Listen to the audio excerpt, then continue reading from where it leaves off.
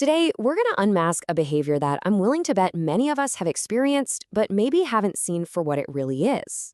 We're talking about the silent treatment, and our goal here is to reframe it, to take it out of the, oh, we're just having a disagreement category and put it exactly where it belongs as a deliberate and really painful weapon of emotional abuse.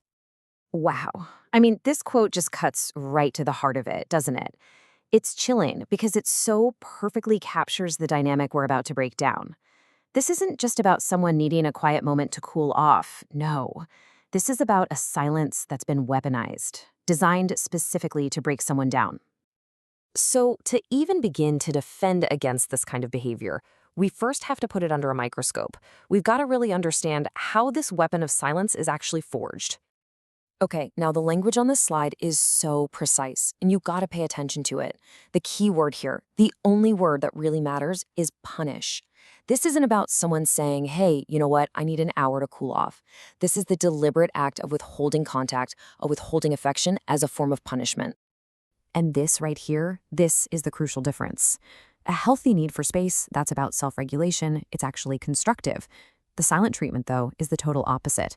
The goal isn't for them to find their own calm, it's to create anxiety and pain in you. The intent behind it is absolutely everything. All right, so if the intent is to inflict pain, what's the end game? Because this isn't just some random act of frustration. Oh no, this is a calculated strategy. It has a very specific, very manipulative goal. Let's break down exactly what that is. You can pretty much break this whole tactic down into three distinct steps. First, the weapon is deployed. Communication is just cut. Total radio silence. Second, this creates this awful vacuum that gets filled with anxiety and real emotional pain for the person on the receiving end.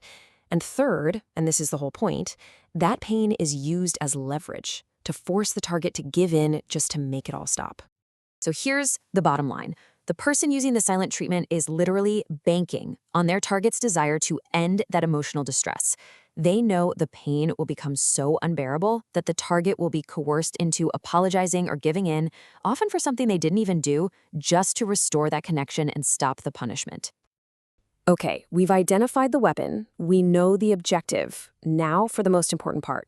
How do you actually disarm it? How do you take away all of its power? Let's build a real, actionable strategy. This slide just lays out the two paths so perfectly. On the left, you've got the trap. That's what they want you to fall into. You get so desperate to end that awful silence that you'll say or do anything, even taking blame that isn't yours. But look to the right. That is where your power is. The truly effective defense is to hold your ground and set a boundary. But what does setting a boundary actually look like in that moment? Well, it's about being calm and it's about being crystal clear. First, you name the behavior directly. I notice you're not speaking to me. Second, you state your expectation. I'm ready to talk this through when you're ready to communicate respectfully. And finally, you refuse to play their game. You don't beg, you don't plead, you don't chase, you just disengage from the tactic. And this is the fundamental truth you have to hold on to.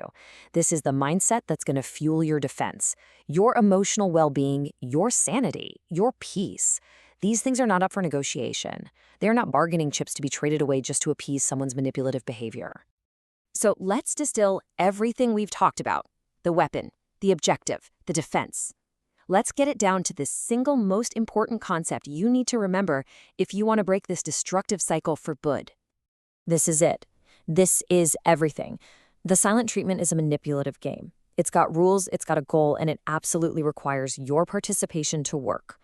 The very moment you refuse to play by its rules, the moment you stop begging for them to talk, you stop apologizing for things you haven't done, the whole game just collapses. You take back all of your power. So I want to leave you with this final thought. A weapon is only powerful if it has a target that reacts the way it's supposed to. By setting boundaries, by refusing to engage in this whole dynamic, you are essentially stepping aside. You refuse to be the target. And a weapon without a target, well, it's completely powerless.